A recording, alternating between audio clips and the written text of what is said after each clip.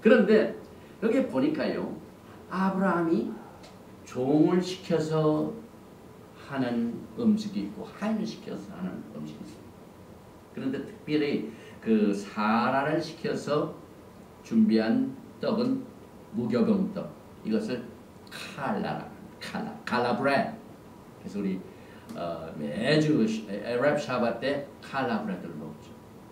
레위기 2장에서 나온 말입니다. 4절에 내가 바닥에 구운 것으로 소재의 예물을 드리려거든 고운 가루에 기름을 섞어 만든 무교병이나 기름을 바른 무교전병을 드릴 것이요, 그 소재로는 고운 가루에 기름을 섞어서 쓰되 수송아지 하나에는 에바 10분지 3이요 수양 하나에는 에바 10분지 2를 드리고, 그래서 이렇게 꽈바기 같이 무교병을 이렇게 꽈가지고 딱 이 떡을 구우면은요 마치 왕관 모습, 왕관. 그래서 로시아샤나 때는 특별한 이 로시아샤나 칼라입니다. 딱 그 떡을 머리에다 앉아놓으면 꼭 왕관 쓴 것 같아요. 멜레카올람, 우리 만왕의 왕 예수님을 모시는. 그래서 사라하고 아브라함이 이 떡을 만들어서 그 손님을 대접했습니다. 또 뭘 대접했냐면 보니까 이것으로 보아서 이제 사실 이 천사들의 방문의 때가 6월절 기간 무교절인 것을 또 우리가 알 수가 있습니다. 결국 아브라함은 겸손하게 하나님의 어린 양을 정성을 다해 음식을 준비해가지고 대접하였습니다. 그 이유는 아브라함은 그가 섬기는 이가 누구인가를 알고 있었으며 평강의 왕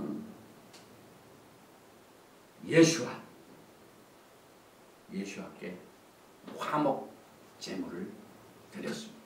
그래서 그 하인이 또 요리한 송아지를 드렸는데, 여기 보니까 토라의 저자이신 야훼 하나님께서 아브라함과 사라가 하인과 준비한 그 음식을 받으시고 이건 코셔다 하고 잘 잡수셨어요. 오늘 말씀에 보니까 이 음식은 안 된다 하는 말이 아니고 아주 그 음식을 쾌히 맛있게 드신 장면이 나옵니다. 그래서 그 드신 그 음식 중에 송아지가 있습니다. 송아지.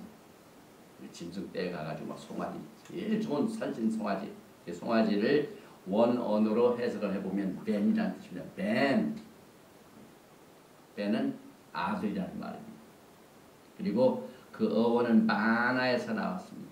그 패밀리 추리가 이렇게 쭉 아들을 낳고 아들을 낳고 아들을 낳아가지고 쭉이죠. 그래서 이사야서 9장 6절에 이런 한 아기가 우리에게 낳고 한 아들을 우리에게 주신 바 되었으니, 아들을 주신 바 되었다. 그래서 결국 이 아브라함과 사라가 송아지를 준비해가지고 그들을 대접한 것은 사실상 히브리 어원을 통해서 보면은요, 아침에 아들을 대접했다. 예수를 대접합니다. 그 다음에 18장 9절에 보니까 이제 아브라함의 언약이 맺어지는 장면이죠. 그들이 아브라함에게 이르되 내 아내 사라가 어디 있느냐? 대답하되 장막에 있나이다. 이 장막은 언전 하나님과 만나는 곳이라고 했죠. 그가 가라사대 기한이 이를 때 내가 정녕 내게로 돌아오리니 내 아내 사라에게 아들이 있으리라 하시니 사라가 그 뒤 장막문에서 들었더라. 아브라함과 사라가 나이 많아 늙었고 사라의 경수는 끊어졌는지라. 사라가 속으로 웃고 이르되 내가 노쇠하였고 내 주인도 늙었으니 내게 어찌 낙이 있으리요. 여호와께서 아브라함에게 이르시되 사라가 왜 웃으며 이르기를 내가 늙었거늘 어떻게 아들을 낳으리 하느냐? 여호와께서 능치 못할 일이 있겠느냐? 기한이 이를 때에 내가 내게로 돌아오리니 사라에게 아들이 있으리라. 언약을 주. 사라가 두려워서 승인치 아니하여 가로되 내가 웃지 아니하였나이다. 가라사대 아니라 내가 웃었느니라. 하나님께서는 사라가 내가 안 웃었어요 그랬더니 네가 웃었느라. 이제 언약을 주면서 아주 그 자세한 하나님과 아브라함과 사라와의 이 대화 장면을 우리가 볼 수 있죠. 그래서 이 내용을 토라 전문가인 사도 바울이 해석을 해줍니다. 로마서에도 나오고 갈라디아에서 나옵니다. 이 갈라디아에서 사도 바울은요, 사실 우리 기독교는요, 이 크리스찬이티가 이 콘스탄티노플 콘스탄틴 대제의 후에 그 정치와 제도가 웅장한 것으로 시작했기 때문에 성모 마리아를 늘 그 숭배하는 것으로 상징이 됩니다. 그런데 성경적으로 보면은요, 사라가 우리의 어머니가 됩니다. 갈라디아서 4장 26절에 보니까 오직 위에 있는 예루살렘은 자유자니 곧 우리 어머니라. 사도 바울이 토라를 해석한 겁니다. 아브라함은 누가 됩니까? 예수를 믿는 모든 사람은 아브라함이 우리의 아버지. 우리가 아브라함의 조상이 됩니다.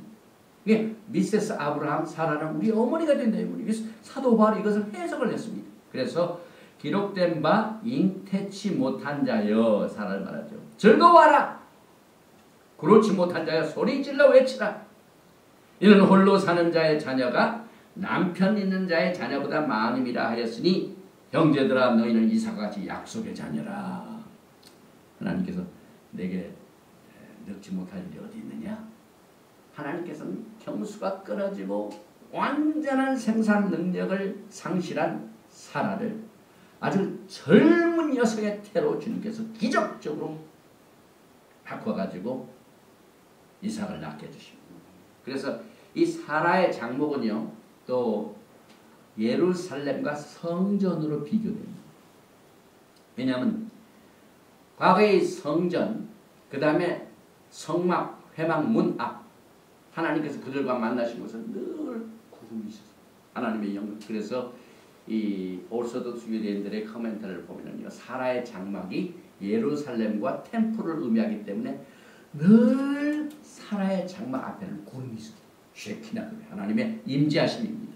그래서 사실 사라가요, 아브라함이 실수를 했는지, 너무 이뻐서 문제가 됐는지 다른 사람 마누라가 될 뻔했습니다. 아브라함이 애굽에 가서 그랬고, 이건 내 아내가 아니라 이건 내 동생이다, 누이다. 그 다음에 또 아비멜렉에서 또 한 번 했어. 두 번 했어, 두 번. 그런데 하나님께서는 기적적으로 사라를 보호하셨습니다. 그래서 바로가 사라를 건너지 못했고 아비멜렉이 건드는 것을 하나님께서 막으셨습니다. 그래서 이것을 우리가 보면은요, 사실 그 사라가 예루살렘과 템플로 비교를 되는데요. 예루살렘의 역사를 보면요, 바벨론이 와가지고 완전히 해쳤죠. 또 이제 로마가 와서 이 예루살렘을 해쳤죠. 그러니까 공격이랑 마찬가지입니다. 다른 남편을 맞는 이와 비교됩니다. 그런데 하나님께서 다 기적적으로 막으셔가지고 이제 최종적인 것은 앞으로 곧 예수께서 메시아께서 왕으로 예루살렘에 오시게 되면 이게 회복이 될 것입니다. 그래서 이 모든 것이 아브라함의 생애와 그의 행한 일, 또 사라의 생애와 또 그의 행한 이 모든 것들이 전부 앞으로 이렇게 그림자. 이 그림자를 깨닫고 이 토라 포션을 통하여 하나님의 뜻을 깨닫는 것은요, 히브리 언어를 통해서 가장 적절하게 해석이 됩니다. 그리고 사라는 약속의 자녀 이삭의 어머니였지만 90세에 아이를 갖지 못한 것처럼 예루살렘도 마찬가지입니다. 예루살렘에 메시아가 오셔야, 평강의 왕이 오셔야 예루살렘입니다. 그런데 어떻게 됐습니까? 예수님께서 기적적으로 조림하시지 않았습니다. 동정녀 마리아를 통하여 정말 그렇지 못한 자가 아이를 낳은 것처럼 기적적으로 하나님께서 동정녀 마리아를 통하여 메시아를 탄생케 하시고, 이제는 이제 약속의 메시아께서 이제 왕으로 재림하셔서 예루살렘을 회복하시게 될 것입니다. 그래서 이 예루살렘 또 템플 이 성전은 사라의 생애와 마찬가지입니다. 그런데 이와 같은 영광스러운 사건이 있는 반면에 오늘 이 토라 포션을 보니까 좀 어두운 장면이 있습니다. 하나님의 심판이 나옵니다. 그래서 여기 보니까 창세기 18장 22절을 보니까 그 사람들이 거기서 떠나 소돔으로 향하여 가고 아브라함은 여호와 앞에 그대로 섰더니 가까이 나아가 가로되 주께서 의인을 악인과 함께 멸하시나이까. 그 성중에 의인 50이 있을지라도 주께서 그것을 멸하시고 그 50 의인을 위하여 용서치 아니하시리까. 이제 이 18장의 내용을 보면은 아브라함은 굉장히 위대한 인물입니다. 우리는 죄 짓고 또 우리를 해하고 이런 적들이 있으면 하나님 저를 빨리 심판해 주시고 그냥 쓸어버리셨어. 또 그렇게 기도를 하죠. 근데 아브라함은요, 그 소돔이 멸하게 된다는 이 계시를 받고 난 뒤에 막 하나님 앞에 매어다닌대요. 그래가지고 그 숫자를 세보면은요, 그 소돔 성에 의인이 50명으로 시작됐다가 불합격되죠. 또 5명을 빼가지고 45명만 있으면은 말아주셨더니 45명도 없는 겁니다. 그러니까 또 45명에서 몇 명으로 떨어지면 40명으로 떨어지고 30명으로 떨어지고 20명으로 떨어지고 또 어떻게 됩니까? 10명으로 떨어집니다. 숫자를 보니까 6번을 하나님 앞에 간청하고 그 의인 숫자를 가지고 막 이게 중보기도나 마찬가지. 하나님 앞에 애원하는 겁니다. 이 기도 자체가요, 이 prayer. 우리가 이제 히브리식으로 기도가 뭐냐? 하나님 앞에 이제 매어 달리는 이 장면이 오늘 이 창세기 18장 22절에 나오지 않습니까? 아브라함이 하나님 앞에 애원하고 간청하는 이 모습, 이 자체가 기도입니다. 그런데 히브리 관점에서 본 이 기도는요, 우리가 종래 신앙생활을 하면서 훈련받고 교육받은 기도의 내용과 굉장히 다른 면들이 많이 있습니다. 히브리 관점에서 이 prayer, 이 기도는요, 늘 첫째 개념이 뭐냐면 올라가는. 이 기도가요, 수천만 번을 여기에서 외쳤지만 올라가지 못하면 소용이 없죠. 그래서 이 성막의 향연이 결국 연기가 어디로 갑니까? 우리가 이 땅에서도요, 연기를 딱 피울 때 연기가 위에서 밑으로 내려오는 연기 보셨어요? 사실상 우리가 이제 하나님의 영광이 임할 때는 위에서 임합니다. 이건 하나님의 임재입니다. 그러나 이 지상에는 모든 연기는 어떻게 됩니까? 반드시 올라가게 됐어요. 향연으로 올라가게 됐어요. 그래서 우리가 기도를 할 적마다 제일 첫 번째 히브리식 관점으로 우리가 생각을 바꾸는 일은 지금 내가 예수와의 이름으로 하나님 앞에 기도하는 모든 내용은 올라간다. Lift up. 이것을 항상 생각을 해야 돼요. 그래야 하나님과 커뮤니케이션이 됩니다. 그래서 여기 이제 뭐 50명이 올라가도 안 됐죠. 45명만 있어도 멸하지 않겠는데 그것도 안 됐죠. 30명, 20명, 10명, 6번. 예, 하나님께서 인간의 기간을 6,000년으로 주셨습니다. 6,000년이 끝나고 난 뒤에는 반드시 메시아니고 왕국을 위하여 하나님께서 새롭게 시작하시는 심판이 있게 될 것입니다. 그래서 아브라함이 이제 소돔과 고모라를 멸하지 말아달라고 의의 숫자를 말할 적에 이 숫자 속에는요, 이 히브리 언어와 숫자는 다 의미가 있어요. 장소도 의미가 있죠. 숫자도 의미가 있죠. 그래서 50은 무슨 주블리, 해방을 말합니다. 그래서 아브라함이 하나님 앞에 기도할 적에 올리오는 숫자 50이면은 구속이 이루어지지 않습니까? 그냥 막연히 아브라함이 기분 나는 대로 50명 얘기한 게 아닙니다. 그래서 주블리, 희년, 구속을 말합니다. 그런데 거기에서 5명을 뺀 45명입니다. 이 45분은 두 가지 숫자가 있죠. 첫째는 40명이 있고 그 다음엔 5명. 이 40은 무슨 뜻이냐면 시험을 받고 난 뒤에 구속을 얻는 겁니다. 그 다음에 5라는 숫자는 언제나 하나님의 은혜가 부흥과 회복으로 이끌어질 때 이것이 5입니다. 숫자. 그래서 이 45와 40 이것은 이렇게 두 가지의 뜻이 있습니다. 시험과 구속의 뜻이 있고 부흥과 회복으로 인도해주는 하나님의 은혜.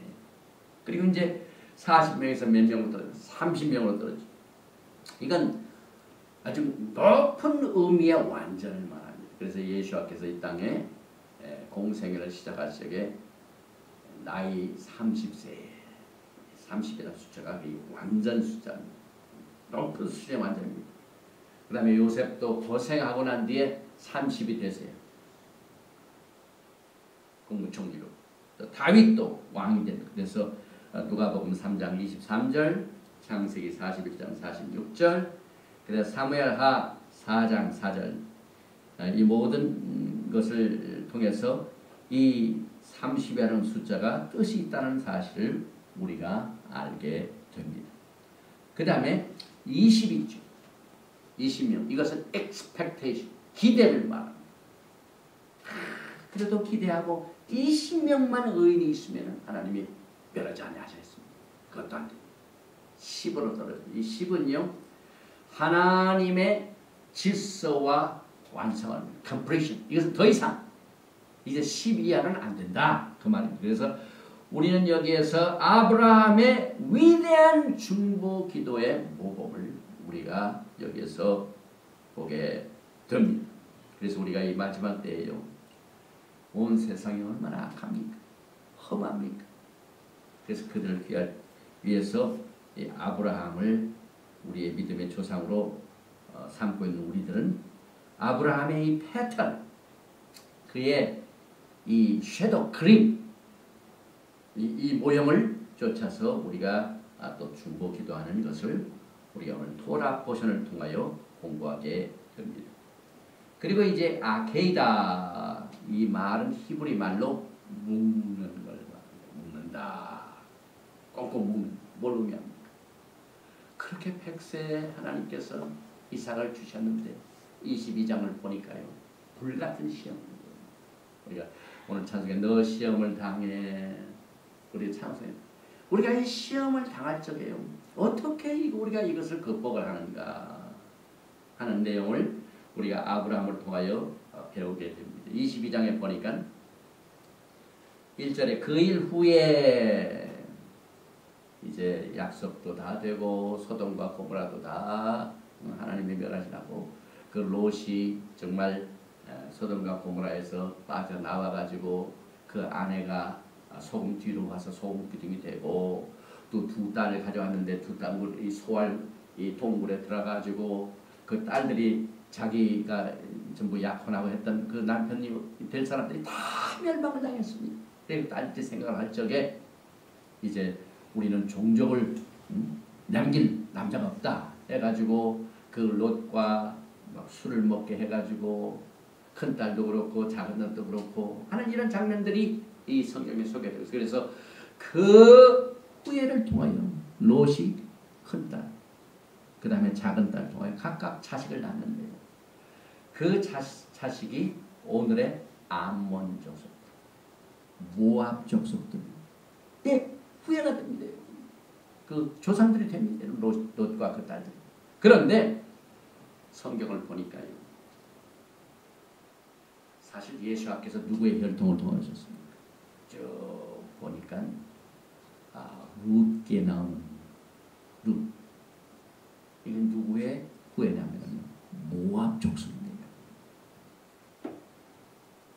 그 혈통을 예수께서 오십니다. 이것이 하나님의 기적입니다. 하나님의 은혜입니다.